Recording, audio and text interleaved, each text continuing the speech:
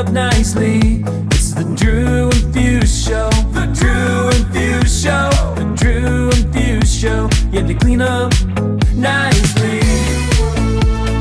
Yeah.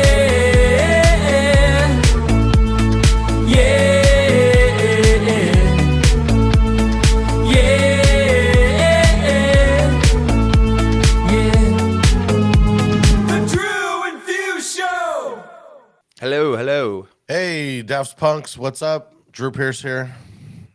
Fusemania here. I am in my Cincinnati Reds gear because I am going to work a game after this. I even got my badge on. Look at that. Check that out. It's official. Uh-oh. Someone just photoshopped that and is going to be able to clone you. The haters will be like, that's not even a real badge in the comments of the YouTube. They're going to sneak in under you. I got this so nice iced tea, liquid death here. I'm drinking today. How about that? I got the I think they're the melon ones, and not the iced tea, but the regular. And I'm not a fan, bud. Convicted melon, I believe is what it's called. Convicted melon. Wasn't a fan. Wasn't a fan. I haven't had the melon ones. I thought I would like the mango chainsaw, but I'm not a fan of that one. So I probably wouldn't buy the melon. So not everything's always good and dandy. The other day, I had my car. They sold that catalytic converter out of my van. What is this? 1995? I mean, come on. People are still doing that. That's crazy. I've heard there's been an uptick in that, though. Major uptick in it. It is definitely happening. Not the tight level is very low. Over $6,000. I'm sure they did more damage just because. So I'm just letting y'all know out there that it is a thing and to watch out for it. But in this whole process, what I've realized is how bad customer service has gotten. You call somebody and you're like, hey, this is happening. I'm paying you $6,000. Hey, can you help me with this? And they go, basically I have to keep saying, sorry to bother you at work, but can you do your fucking job? Nobody wants to do anything. It's driving me nuts. I think the moral of the story is that when you call customer service, they should ask you if you would like to tip 5, 10, 15, or 20% before you start the call with them. And that way, maybe if you hit that 20%, that they'll start working. Yeah. That's probably what it needs. They need that incentive to go, oh, I need to actually start working here. So, but the crazy thing is to me is that these people stole this off your car right on your driveway in your house, which is in a nice neighborhood. It's not like you live in the hood, these thieves are just coming to the front door essentially and doing it. Well, they can do it quick and they can get around it. And 2 takeaways here is 1, hide your kids, hide your wife, because they're taking everybody out here. And that's the one takeaway. And the second takeaway is, if you're doing work out there, step up your customer service game and don't make the customer do all the fucking work. Or just throw the tip badge out there so that you know that you need to start working. One of the two. I thought the other takeaway would be install cameras on the front of your house. I thought maybe that would be the other takeaway, but we're not going with that one, huh? Well, that one is I had already bought them. Does that count for anything? Like they're just not installed. Just not installed. Just sitting on my. I'm sorry to laugh. In my room. It's only funny because that's the most you thing. I got these cameras for the front of my house, but they're sitting in my room. It's so bad, bro. I mean, basically, I need someone to kick me in the nuts before I go, oh, should I do this now? There you go. There's your takeaways. There's the takeaways.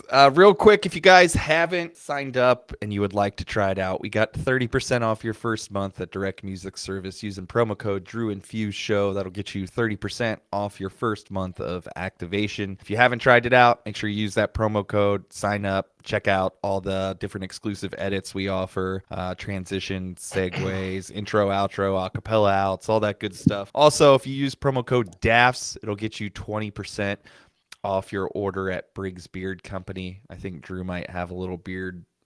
Maybe that's a little lotion. I don't know. Whatever. He's going for it here. Putting it right on. Oh. There you go. Look at that. All right. We have the YOLO line. If you haven't called, leave us a voicemail if you want. It's 562-246-YOLO. You can call us, leave us a message. We'll air it on the show. Some people are shy and haven't left us one yet. And that's okay. They keep telling us they're gonna. We're waiting for you. Get after it. Also, down in the description of the video below, there is a affiliate link to Club Cannon. It'll save you $25 off your order of $250 or more. If you want to turn your party up to an 11, make sure you check out Club Cannon gear. We have an awesome guest today, and I think we need to just jump right into it so that you guys can, Cool. learn today.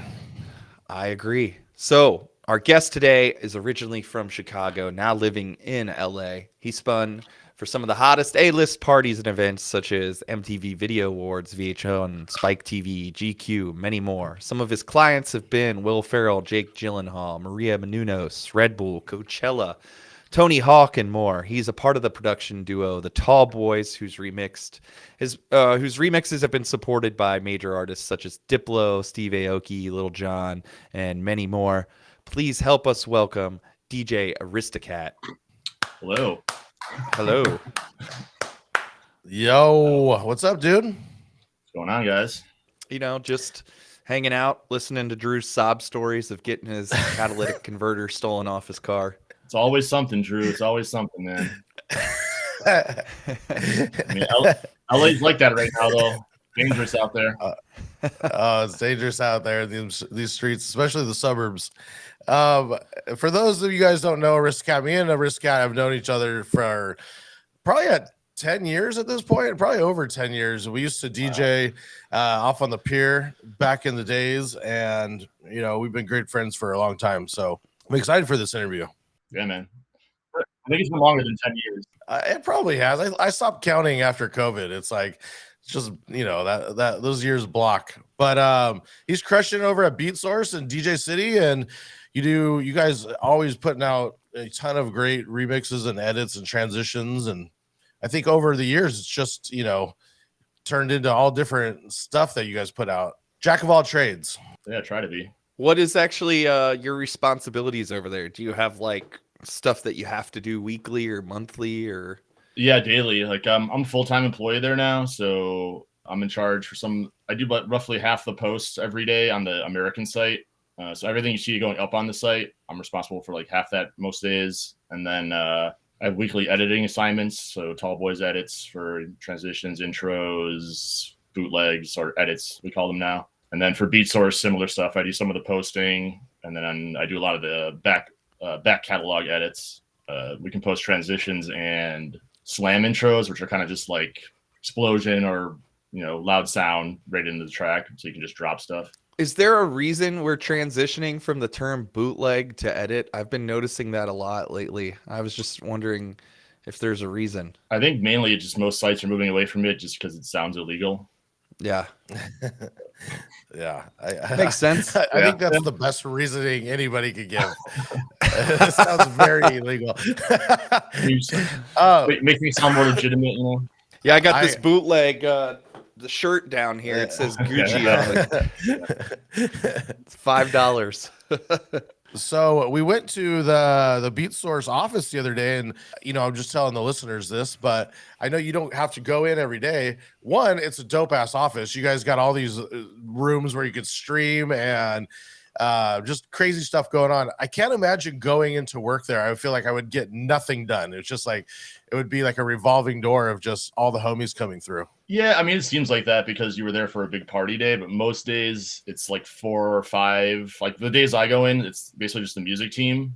And then like post-COVID is everything's kind of staggered. Beatsource, the main staff comes in different days. Like the old DJ City crew comes in on Tuesdays usually. It's not as exciting as it was like when you were there normally. Like can only play so much like Street Fighter versus Capcom and so much like stuff in the office before you just kind of just sit down and do your work, So anyone that's listening to this can't just go and knock on the door and be like, yo, I'm here to party.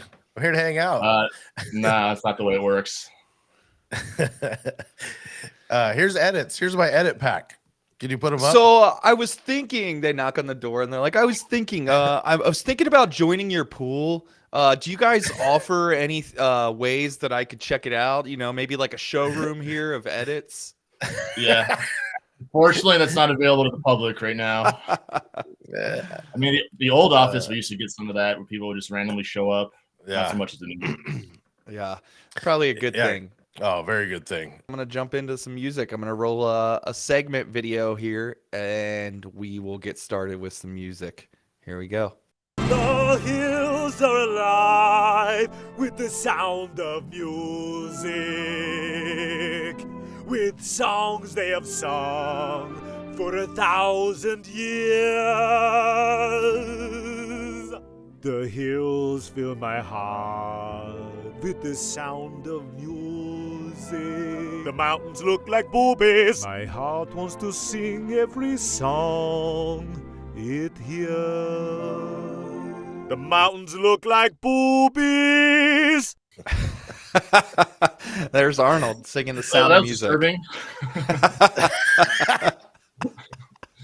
Oh my god. Got GPT's work. Oh, dude. It's rampant right now, right? We can't give away our sources, but it is amazing. I understand. So one of the questions we like to ask everybody is if you just have a favorite remixer or producer, and it's not limited to the DJ world, just in general. I was thinking about it. Like, I like a lot of like weird, or not necessarily weird, like kind of like disco-y poppy stuff for my own listening. So like, I like the Knox and Oliver and so we got Oliver Nelson. They're all kind of in the same vein ish. Like a lot of like rooftop type vibe shit for my own listening taste. And then other producers, I mean, I like Kanye and other stuff like that. DJ Premier, a lot of old stuff. Dope. Yeah. Knox are great. There's a YouTube that I just stumbled across that I would recommend anybody look out for. It's DJ Premier takes like the original hard discs from the MPC. He puts them in and he goes over basically how the song came to be and like the sample and how he flipped it, and it's just him talking about it. It's so good. Just I'm sure search DJ Premier's his actual YouTube thing, but it's really dope for all my YouTube lovers out there. Yeah, I gotta check that out. Is there a theme song that you would pick for yourself if you were just walking down the street and like when you walked into the grocery store it would play, or you know, whatever, it followed you everywhere you went? Yeah, I mean, I feel like this. I was thinking about this when I got the list from Drew, and you know, it constantly changes. But I wrote down a few that came to mind, like Kenny Rogers, The Gambler. It's one of my favorites. So good, so good. Yeah, and then like a newer song, like I don't know if you guys are familiar with the song. It's a newer Kanye song. It's called Jail. The hook is kind of like Guess Who's Going to Jail Tonight, and sometimes it's kind of how I feel like when I'm walking around. There, Drew, maybe he stole your catalytic converter. He was in the neighborhood the other day listening to the Kanye. He got influenced and he was just like, let's go for it. But he was like, he doesn't have cameras on the front of his house, so I'm good to go. Guess who's not going to jail tonight? Yeah. You know what they say? It's like die a hero or live long enough to become a villain. So yeah, we're kind of old now, so getting there. Love it. I'm not familiar with that one, but I will have to check it out. Yeah, check it out. Jay-Z's on it too. It's okay. It's like 2 albums back, I think. Is it their split that they did? I think so. It's off the split. Okay. All right.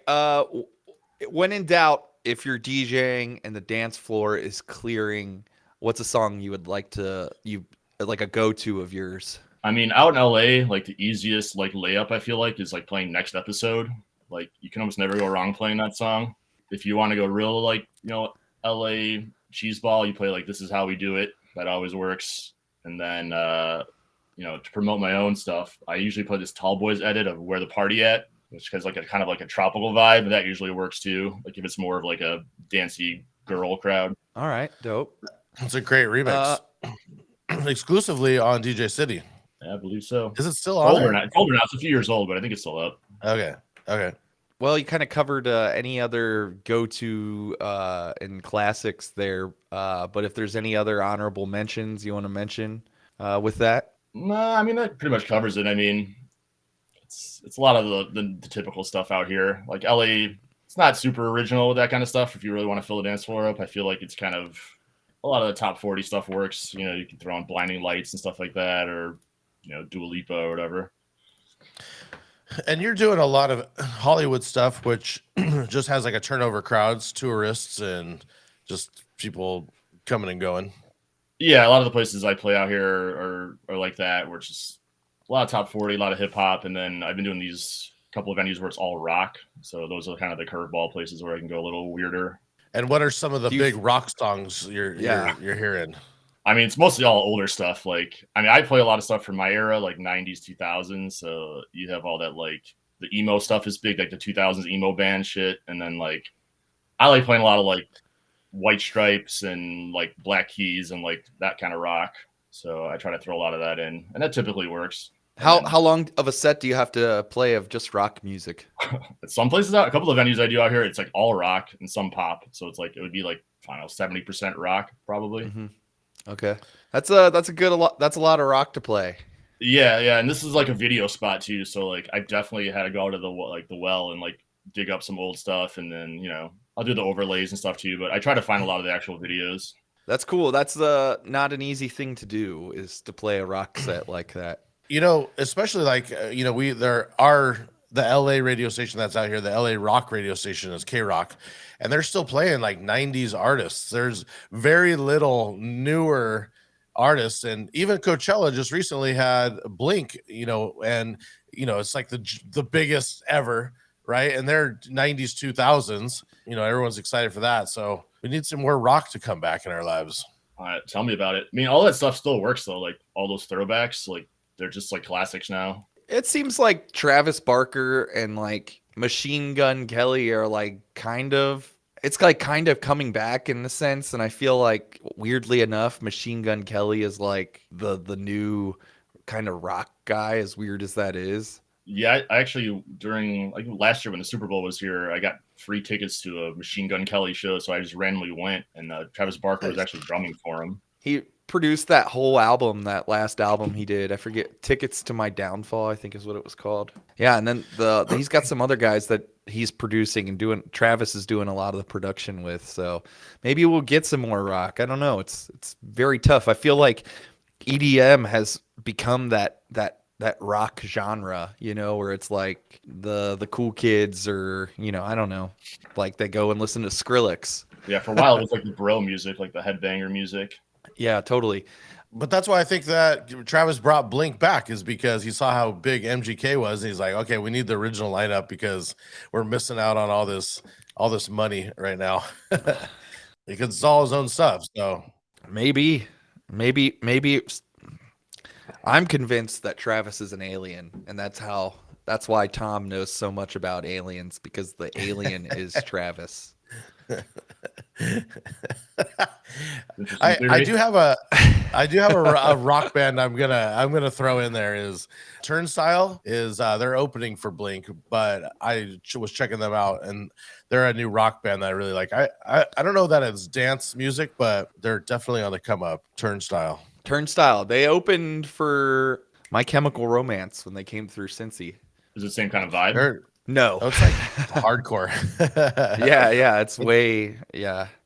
My Chemical Romance was like Justin Bieber I felt like it was like going to a Justin Bieber concert for like rock kids. It was like a bunch of chicks that like were, make-upped up and like, we're rock girls, like that kind of thing. But it was like, if you went to a Justin Bieber concert, which I have gone to, and not so long before that one, I felt the exact same way there. I'm like, it's just a bunch of girls that like Justin Bieber that are here.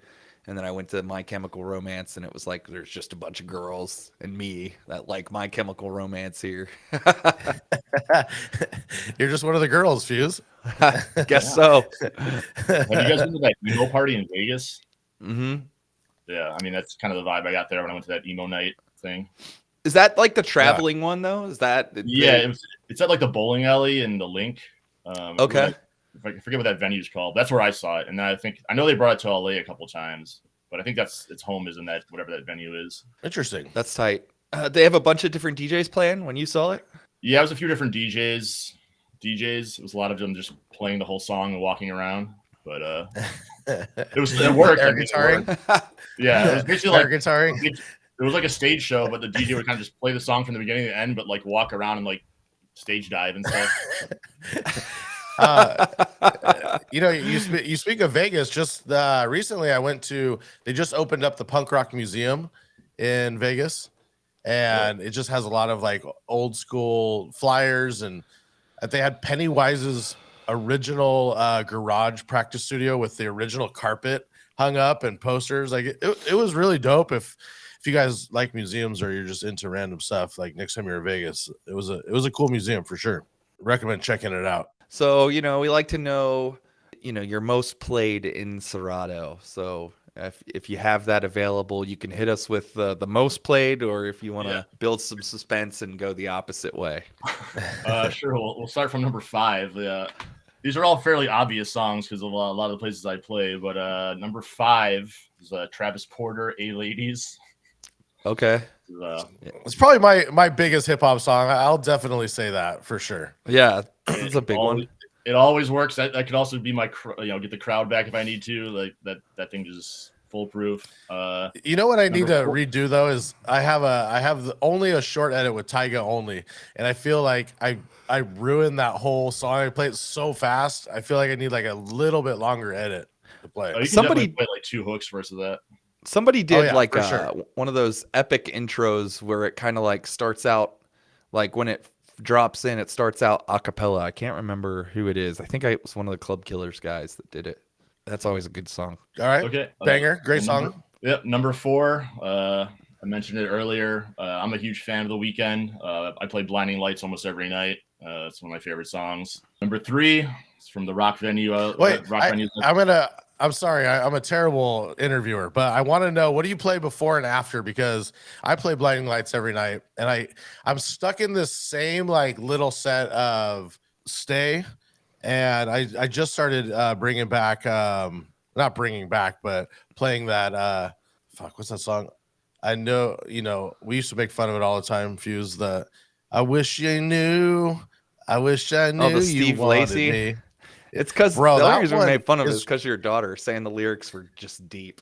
But dude, that song right now, every time I play it, I swear, and it would work at your rock night, but every time I play that, Steve Lacy, dude, crushes Bad Habits. Yeah. I wish I knew. It sounds like he's not even like trying to sing though in that It song. sounds out Like, of he's key, just but Mike D did a really good like more, because the original sounds like, I don't know, he produced it on a 4-track and just put it out.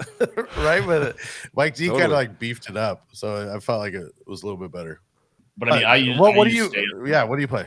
I use Stay a lot coming out of it. That usually is pretty effective. Like getting into it, I feel like it's easier. Like, because I don't use like the double time intro. I usually use the original just version of it where it has like that kind of like synth intro. And I mean, I come out of like, I still play like Paper Planes and stuff like that before it. And I have like an edit that Paper Planes down like just basically one hook, and then has the outro that has like the snaps, and then it's easy to lay those over each other.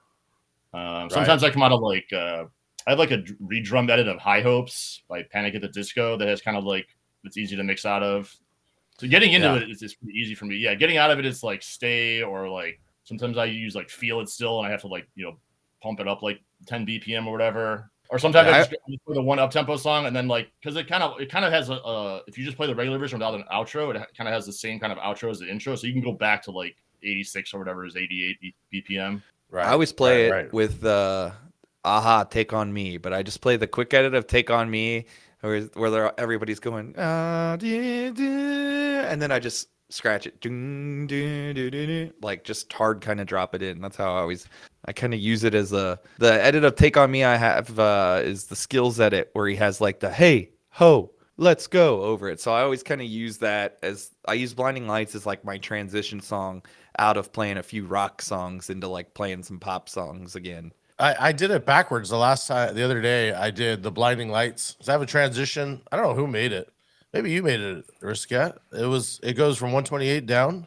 I don't remember all these things anymore. It goes from 128 down, and so I use it to get out of like up tempo because it still sounds fast, and I go out of up tempo down, and then I'll play that "Take on Me" the AO "Let's Go" into that.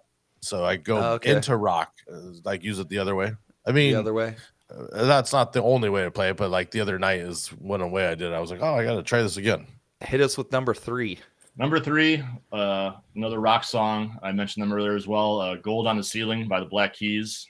I play that song pretty much every night when I do those spots. That's one of my personal favorite songs. I think it's just like an amazing rock song. It's a banger. It's a good one. And then we're gonna get to the more obvious stuff again. Number 2 is T-Pain, "Up Down." Probably played like a million times in my DJ career. That's funny. I never play that song. Maybe I should start playing it. I don't know. Maybe it's just I just re-edited it. That song almost always kills. I don't remember ever going poorly. And then my number 1 most played song is Kevin Little, "Turn Me On." Oh, nice. I don't think we've Dude. gotten that one. I would actually agree with you. I feel like I play that almost every night. It's such a good song. Yeah, it is a good one. It also is always effective with women. Like they all know all the words of that song. And then if you want to switch up the vibe, like the club owner tells you stop playing so much hip hop, and I'm like, all right, I'll play some Kevin Little and go into some like dance hall poppy stuff. That's a good one though. I always played that, and what's the other one that I play with it? Wayne Wonder. I always play that with Wayne Wonder. So letting go. So Yep. what I started playing with it is Replay, the IIs. Oh, okay, nice. And it does well. That one does well. But I'm curious. Warren was just out here last week, and we were talking. He was, going over some of the Afrobeat stuff, and I'm saying how little my Afrobeat collection is. I'm wondering, are you working some of that into that Kevin Little set? Are you playing any Afrobeat stuff? Yeah, I have a bunch of Afro beats. Like mainly, I've been playing a lot of it lately, but that's just because of the venues I've been at. But now that the summer's coming back, like I was doing this rooftop and like lobby, like lounge at this hotel, and I was getting a lot of Afro beat requests. So I was able to build my crate up. I probably have like, I don't know, 100 songs in there or something. We have a good amount on the site, so I get a lot from there. But Hollywood, I don't get as many requests for it. But like if I'm on the west side or by the beach, that seems to where it's at. Someone's curating those on Beatsource, right? Because I remember I used to specifically, I would always go to Beatsource just to work on my Afrobeat crate. Yeah, we have a guy in the UK. I think he's in charge of it, Satoru. I may be wrong, but he was running it for a while. But it's probably him or Play. Those are the UK guys, so they're okay. They're on the pulse of that. Well, I wonder how well it translates over here if the UK guy's doing it. But I mean, I think it's just. Really, people want to hear that vibe, right? No one knows the actual songs. They go play Afrobeat, and they're just like going off the vibe. Yeah, I mean, I think it's just the sound. I mean, it's kind of like on the piano stuff. It's like it all kind of sounds similar, so you can kind of just play whatever. It's like that's my opinion. I'm probably gonna get bashed for this. Somebody's gonna say they're all so unique. But to my untrained ear of that style, like they all have some very similar vibe. A lot of the same production techniques and stuff. But it's the same as the indie shit. Like people like the indie shit, but I don't think most people know any artist, right? Well, you might name like one or two, but you're not like, well, this artist, and that remix, it's a vibe. Yeah. Going off the vibe. One of the things we wanted to just kind of know about too is just like your background a little bit, kind of how you got started into, working with DJ City and DJing kind of all together. Okay. I mean, started DJing in college a little bit, and then I moved out here right after I graduated. Worked in the film industry for a bit, and then slowly transitioned into DJing. I actually got my first regular gig out here through the Z-Trip message board. I don't know if you guys were ever on that back in the day. No.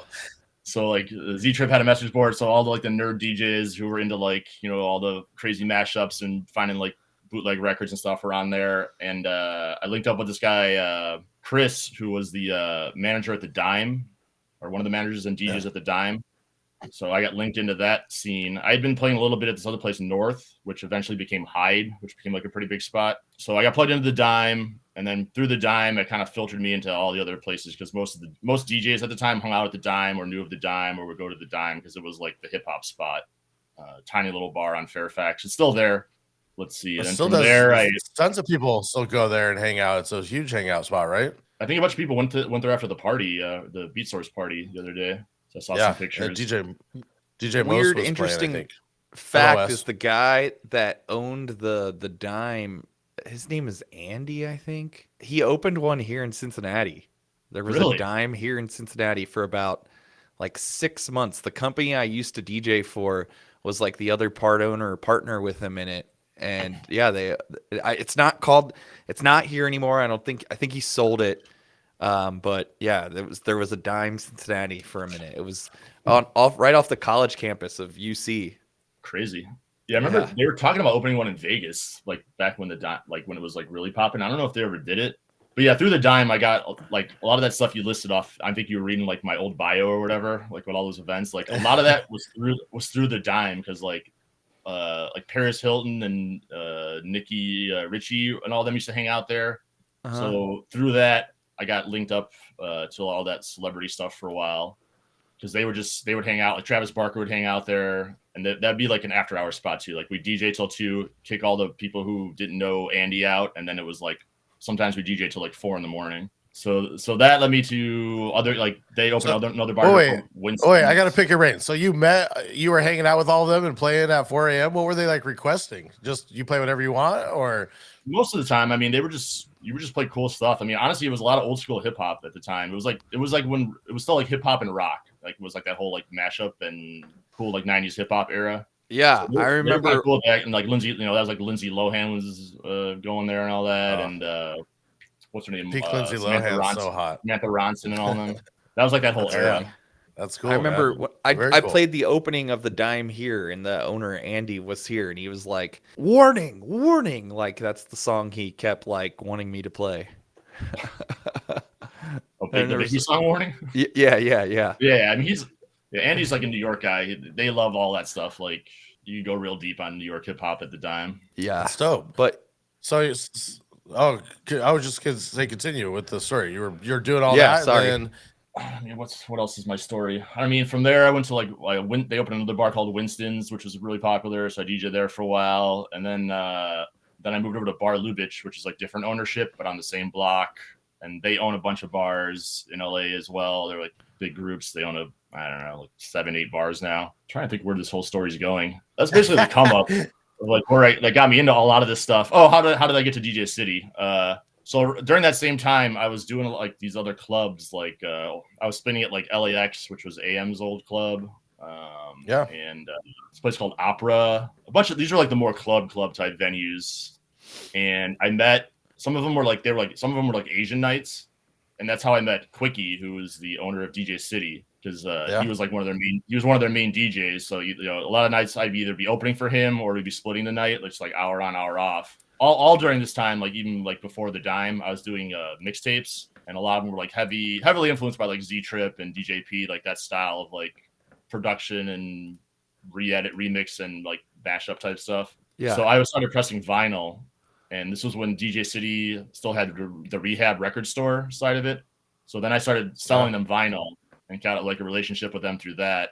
And then I started sending them edits, like just club edits and intros and stuff for the site for free, and then slowly built up a relationship through that. And then I think about the time I met Drew, we met at did we meet at Sangria, or did we meet before that? Sangria, yeah. So Drew was playing this place out in Hermosa, and my buddy Sleeper, who you guys should definitely have on here at some point if you haven't had him, because he is Totally, we should have Sleeper on here. I love Sleeper. Yeah, and he's got a lot of crazy stories too. But Sleeper had me cover for him a couple of times at Sangria, and I guess they liked me or whatever. And then I met Drew there, and he was cool. And then I met this other guy, Marcus, who was spinning on the dance side. I was usually playing the open format side, like the bar side, and the other room was kind of like a dance club room. So this guy Marcus kept coming over to me and bringing me shots like every time I DJ with him, and he'd be like trying to hear what I'm playing because I would steal his crowd some of the nights. And then Well, I want to interrupt you because that's how that room was. The room was everyone wanted to be on the open format room because that's where the bar was. So, and all the locals would hang out on the bar side, and so it was the funnest room. The back side, which actually now in that room is the fun room that everyone wants to be in because they put all the lights and everything in it, but they had no bar and the sound system wasn't as good. So even though it was a cooler room, it was so hard to DJ or keep anybody in there because, you played one off song. They're like, let's just go get a drink. And you had to, in that other bring room gear to that side. Remember, you had to bring the gear too, which was a nightmare. Pain in the ass, dude. Yeah, totally. But sometimes that other side was crazy though. Like when they'd have those like volleyball tournaments, there's be like girls in bikinis coming in, they're wasted. Yeah. Yeah, those were the days for sure. All those volleyball tournaments were, I mean, they still are crazy down there, but yeah, it's so good. Yeah, I mean it's a different vibe there now that it's American Junkie, but anyway, so the guy Marcus, like who's became Star Marcus, he just basically asked me, he's like, are you interested? He knew I did edits and stuff for DJ City, and then he was like, yo, I have some ideas, you interested in working on stuff together? And I was basically telling him what I tell everybody who wants to work on something. I'm like, if you come to me, I'll work with you. Like, because that shows you're serious. But it's like, I'm not gonna drive. He was living in Venice. I'm like, I'm not gonna drive to Venice and like, then do most of the productions. Like, if you come to me and work with me, then I'm down. Like, you have ideas. Yeah. So then through that, that's kind of where like the Tall Boys came from. Like, we started working on stuff together.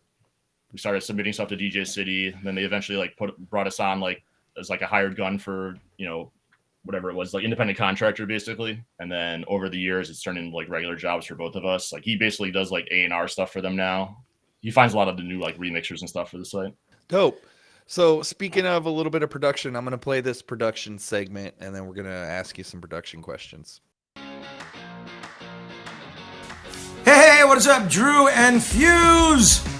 It is Mark McGrath from the band Sugar Ray, off the charts, but always in our heart. Hey, Drew and Fuse. When I'm not busy being the handsome, dashing fella that I am, at least I had a few good years in the 90s, I work on music, like writing hit #1 songs like Fly and Every Morning.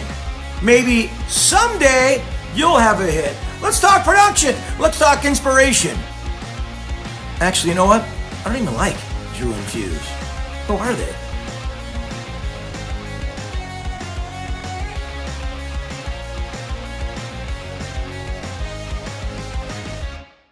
All right. There's Mark Was that like McGrath. a cameo video or what? Can't tell you. We got these crazy connections.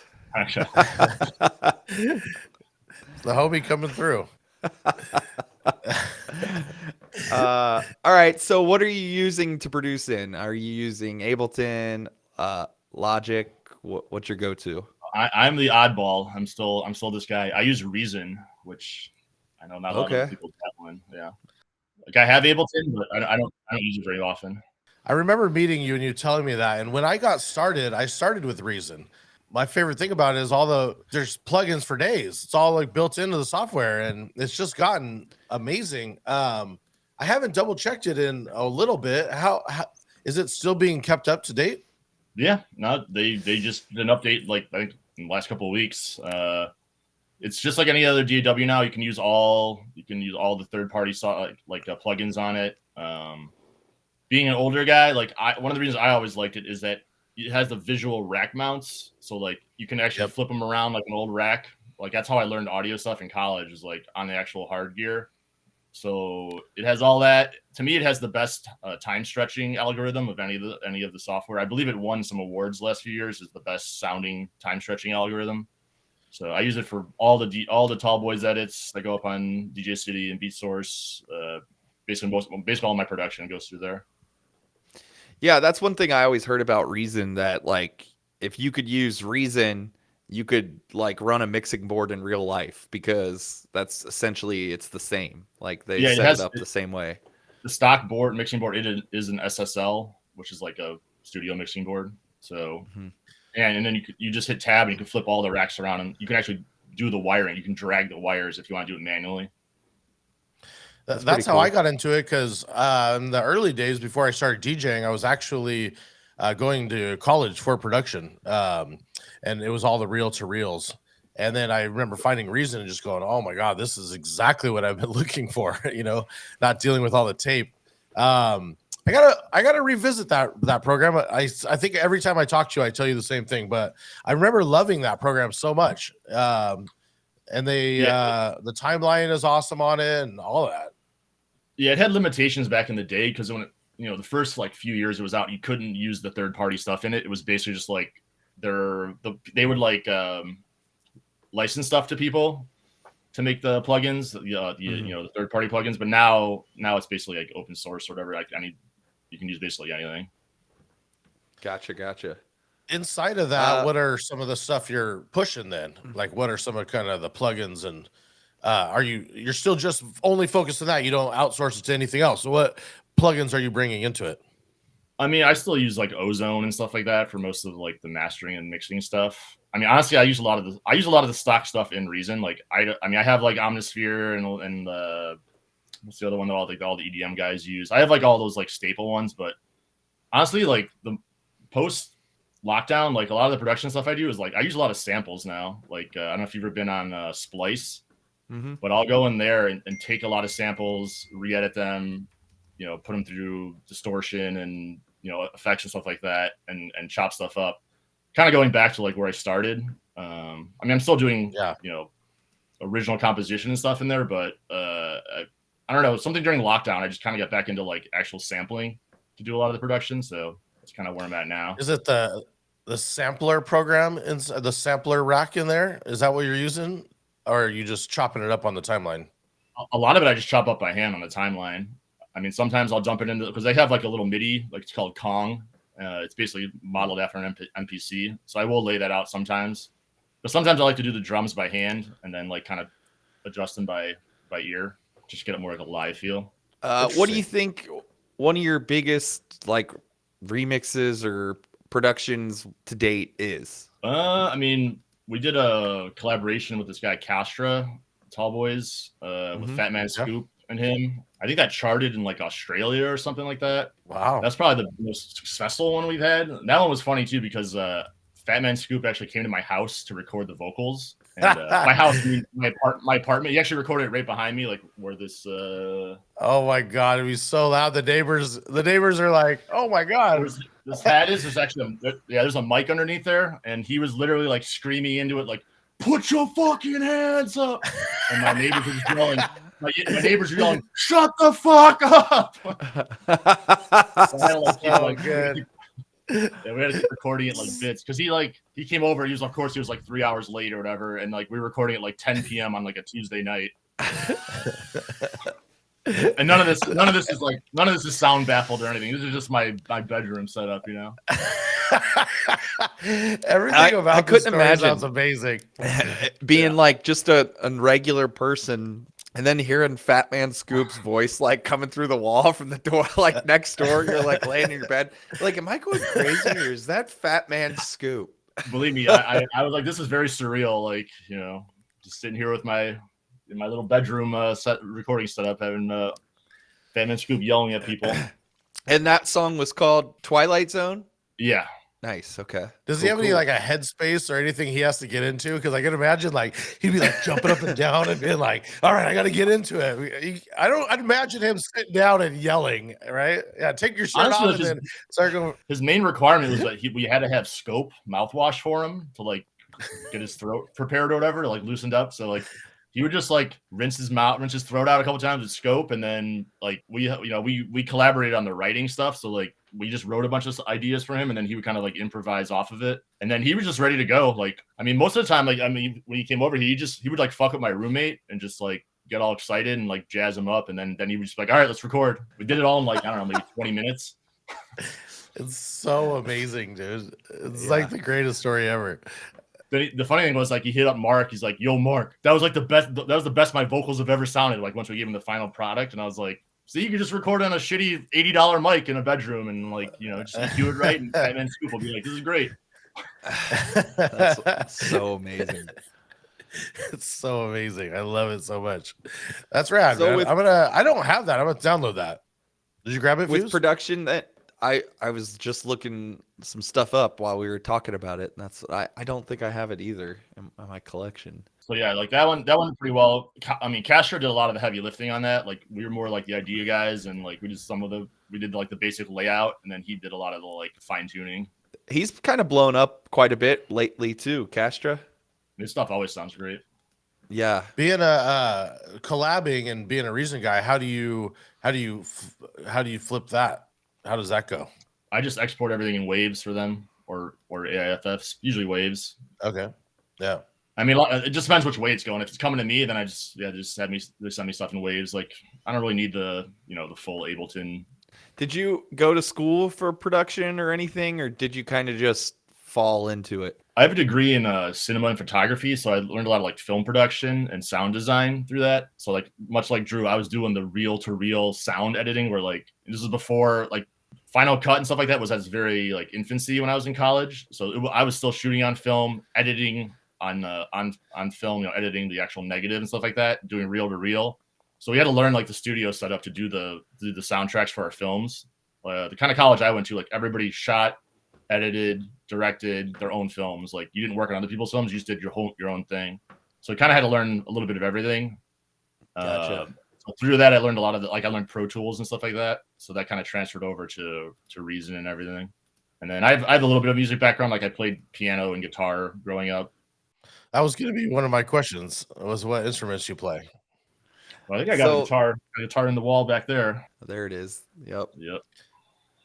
So you still play that? Did it stem from piano and then you went to guitar, or guitar down to piano? Yeah, and piano first. I feel like for production, like learning piano, or at least the basics, is like super important for like just getting the ear to like hear stuff in key and just be able to like figure out chords and stuff. Like it definitely gave me the groundwork. By no means am I like a great pianist, but it definitely like set the groundwork for being able to like pick this stuff up faster, I feel like. The Fat Man Scoop story is great. We want to ask, do you have any other crazy stories? A night gone bad, a great night in the DJ booth with the celebrity, or anything?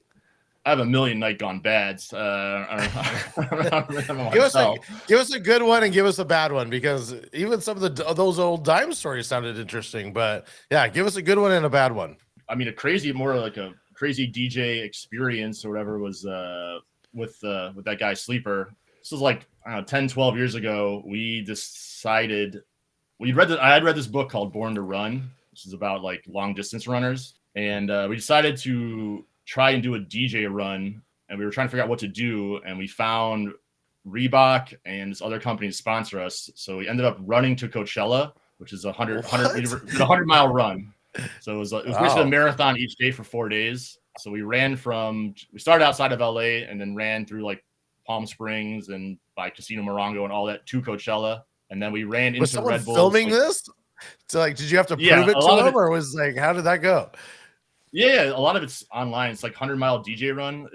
I think there's still like a Twitter handle. There might be a video or a preview. I don't know if they ever edited the final stuff of it, but like it was basically like me and Sleeper running, filming stuff while we could. And then we had a follow car, which would go like 2 miles ahead. And then if we needed first aid or water or whatever, and then it was just kind of like that for 4 days.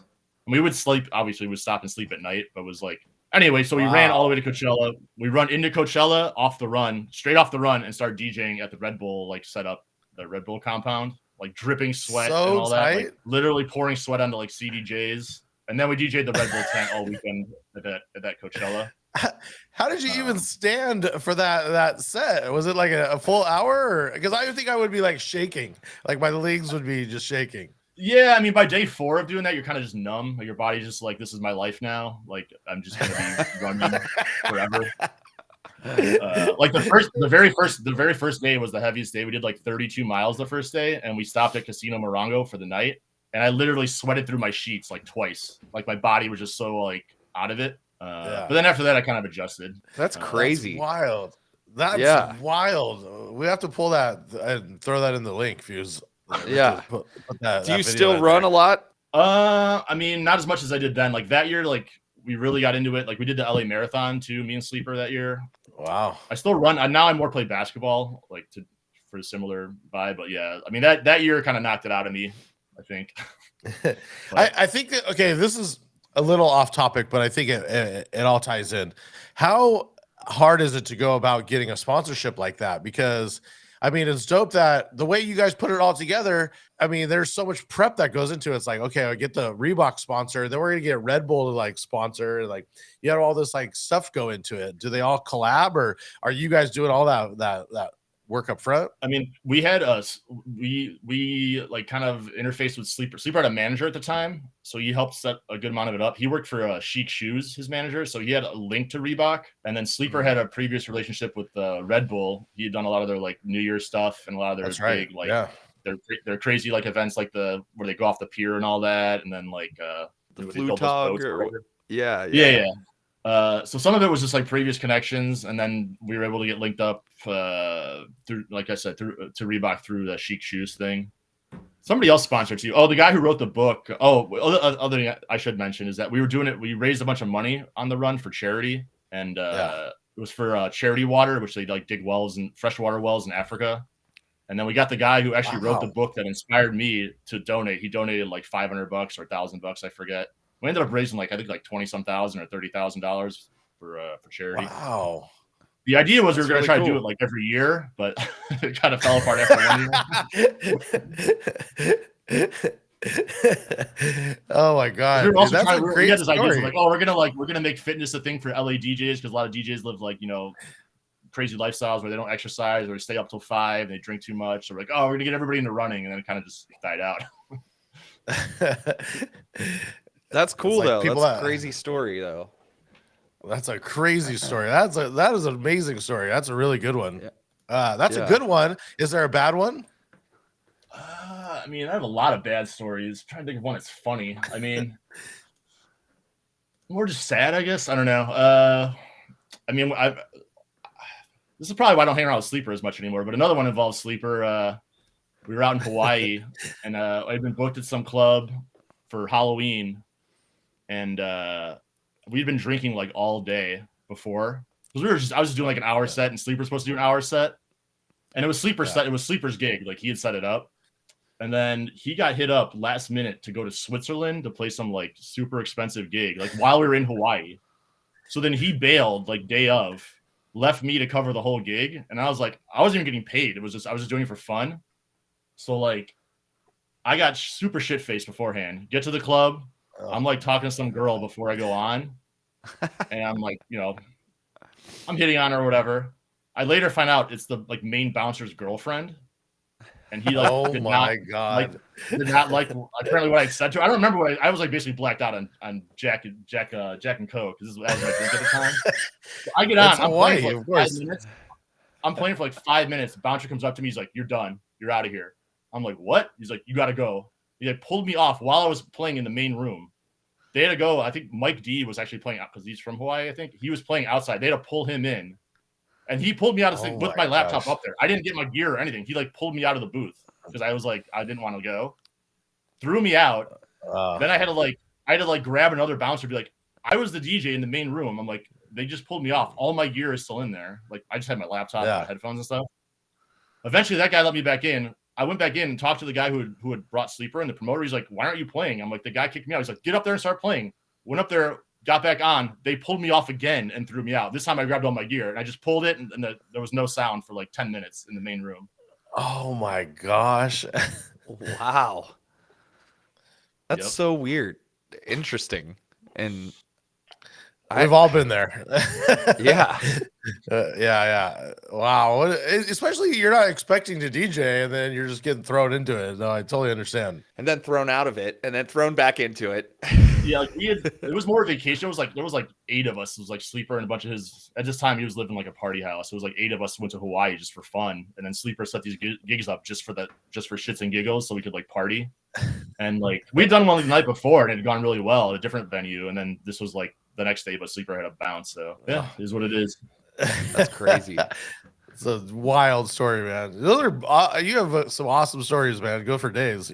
I mean, honestly, like I forget about a lot of this stuff until people bring things up because it's just like, we've been out here so long. I mean, I've been out here 20 years. And it's just like there's been a lot of shit show nights, especially like when I was still in my late 20s, early 30s, like a lot of weird stuff happened. Yeah, totally. The life of a DJ. Do you want to do a rant? Sure. Got anything? All right, we're gonna air this or roll this video, and then we'll do a 60-second rant. Hey, Drew and Fuse. Peter Griffin calling in. I want to hear what really grinds DJ's gears.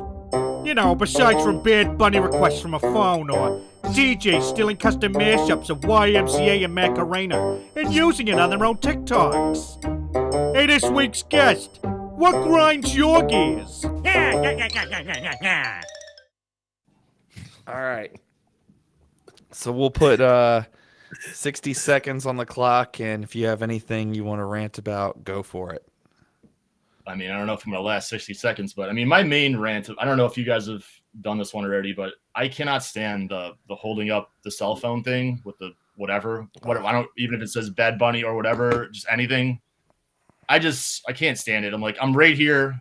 I usually say that to people, like, I'm like, just talk to me. Like, you're like 5 feet away. Like, I'm not even up in like an elevated booth. I'm just standing right here, and they're like 10 feet away. I'm just like, just have the effort to walk up to me. Like, you want me to play your song? Make the effort. Like, if you're, because you're clearly not going to tip me because you're standing 10 feet away, like, waving a sign at me. Like, just walk up to me, talk to me, have some human interaction for 5 seconds. That will help your case tenfold of me playing it. Like, whether it's Bad Bunny or whatever else they want to put on their screen. So that's probably my number one pet peeve right now as far as DJing. Yeah, I feel that. I was just gonna say I always just hit him with a giant no back. I always just write no. Some of the guys flash up the $100 tip thing. You know? Yeah. If someone comes up with a DJ app that says, you know, it's like Starbucks, it's like $1, $5, or $100, you know, like a little tip thing. You can throw it back on, they can just like tap it. Would that go for you? So like you can have like an iPad. You should like have the iPad Square app. Yeah, flip it around and just be like, here you go, run your card. I want to do that. I think that would be, if somebody out there wants to create an app for the Drew and Fuse show, it could be a tipping app. It would be really right up Drew's alley, but it would be for tipping DJs. And on it would be a 5, 10, 15, or 20. And you could just select it. You know, you could hold it up and somebody could come push it, and you know, you just square your card or whatever it is, and boom, done. Maybe like you could work it into like video DJing too, or it just pops up on the screen anytime somebody holds their phone up. Instantly. QR code on the screen, right? Yeah, instantly. If someone's doing that to you as a video DJ, you need to just throw the QR code up, and then it automatically goes to Venmo for $100. It's your Venmo for $100. They don't even have an option. It's a hit. So we got one more segment left to do here. We call it the sauce, where we like to know, you know, any advice you would give to your younger self, anything you might do different, any plans for the future. I'm going to roll this segment and then we'll talk about it. The name is Bootsy, baby. And this shout out goes out to Drew and Fuse, all the way from Cincinnati to the LBC Bobble. Yeah, I was told you guys are quite the chefs. And you got a delicious sauce that you cooked up. Ooh! And it drips that swagoo and breaks down the recipe. Yeah, and you giving up the pig because it's funky. As in good, that is. Finger funkin' good. On the one by the power of the one. Yeah, without that, there is none. So get yours and be in tune with the one that loves you. Get it, baby. All right, there's Bootsy. I think these segments are giving me nightmares, these segment videos. Why is that? I don't know, man. I feel like I'm watching like clips from It or something. I don't know.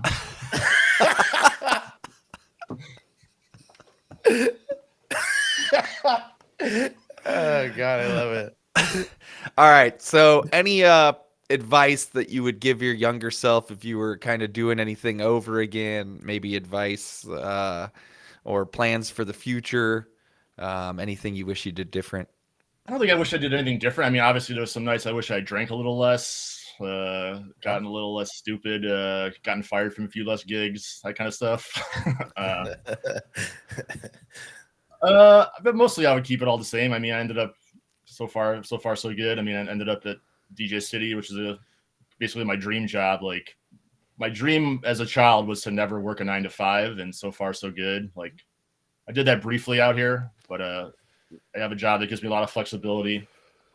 I think the only other advice I'd give myself is just like my younger self would be just basically stay. Like in LA, the biggest thing here is staying the course. Like, most of the guys I know who made it out here just stayed. Like there's a lot of people come out, they could go for like 2 years, like, I don't like it, they move back. But pretty much everyone who stayed has found their lane. Like, my buddy Sleeper, who I've mentioned several times, came out from Washington, D.C., and he's carved out a really successful DJ career in a niche way. I've done the same thing. Like Sir Marcus, Marcus moved now, but he came out here. He was out here for like 12, 15 years, something like that. Got his way into Beatsource, DJ City, and has since, during COVID, he moved back to Philly. But a lot of guys, I think, it's just staying the course and all. It's a weird town, but the longer you're here, the easier it gets. And that's probably the advice I give myself, because like the first few years of DJing was pretty rough here. Like even with the dime and stuff like that, it wasn't paying very well. And luckily LA wasn't as expensive as it is now. But for anyone working in the arts in LA, like sometimes it sucks here and people complain that people are fake here. But from my experience, that is not true. Most people out here want to help and are really cool.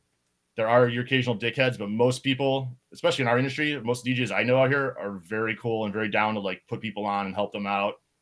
And as long as you're cool, like if you're not just trying to use them or you're not a dick, like people will help you out. I mean, I can test that with Drew. Like, he put me on a bunch of gigs, and everybody I know has always been very nice out here, as long as you're respectful and cool to them. I agree. Awesome. I totally agree. I think we have an awesome scene out here, and there's so many dope DJs. And if anything, I will say about the LA scene is it's always making you one up yourself, right? You'll go out, you're like, damn, I need to get better. It just makes me like keep wanting to practice and get better and get better and get better, because there's so much good talent out here. Yep, a lot of competition, a lot of talent. Luckily, there's a lot of venues though, so there's a good amount of gigs to go around. Yeah, that is the bonus for sure. Yeah, awesome. I mean, compared to like growing up in Chicago, like there's just more opportunity here for DJs, just with all the industry stuff as well. There's just more events, more people. Yeah, more celebrity DJs. True. Yeah. I wanted to just talk about the Beatsource stuff real quick, about how you guys are now doing a lot of the custom intros and outros that if they hadn't looked, they should be looking, because you're making them, right? Yeah, it's me and a couple other guys like Cut Up and a couple other people that they brought on. We're just adding more back catalog intros for DJs. So if you need stuff for weddings or more older stuff, we were doing the new stuff too, obviously, but we were doing that anyway. But yeah, we're basically just going through the back catalog based on like plays. So the stuff that's most relevant is getting done first. So there'll be that. There's transitions for newer stuff. We don't have much for the old stuff yet. And then there's, like I said, the slam intros and things. So it's really letting you do a lot more stuff. Not a bootleg. You can do some like custom edits and stuff with all that catalog. Yeah, I mean, we can't get too crazy. I mean, they're still licensed to the labels. Like it's all being done official. So I can't do like a mashup or something, or like do like a crazy remix and put it on there. But like stuff to make our lives easier for like, those type of gigs, that stuff will be on there or is on there already now. And as far as the DJ side, the DJ City side, that's where all your custom, you and Sir Marcus, all the Tall Boys stuff goes. Yeah, a lot of the edits and like that kind of stuff, the remixes and edits that can't go onto like the other sites will be on there. Do you guys have like a Bandcamp or anything else that other side goes to, or just is all? I have a Bandcamp where like the dead catalog goes. Like once it rotates off the sites, I put a lot of that stuff up there, and then a lot of my own stuff, like the Aristocat remixes and stuff, is on my DJ Aristocat Bandcamp. So most stuff is on there, and if it's not on there, it's on my website. Like for the DJ Aristocat stuff, it's just djaristocat.com. I think that's a great segue. Just give us every link and social media and everything else. All my plugs. Well, yeah, my website's djaristocat.com. It definitely looks like an old WordPress website still, but that's because I'm old. Twitter and Instagram, I'm just DJ Aristocat. And then Bandcamp, I think it's just DJ Aristocat, whatever the normal Bandcamp link is. So I have the name on most of the tags. I'm like, the Tall Boy stuff should be on there, and then if you want to follow Tall Boys, I think it's at @tall_boys on Instagram. All right. Well, that's gonna wrap up for today. Thank you very much for taking the time to be here with us today and chat with us. And again, if you guys aren't following, make sure you go follow. And that's going to wrap it up. Until next time, we'll see you guys later. Thanks, guys. Peace.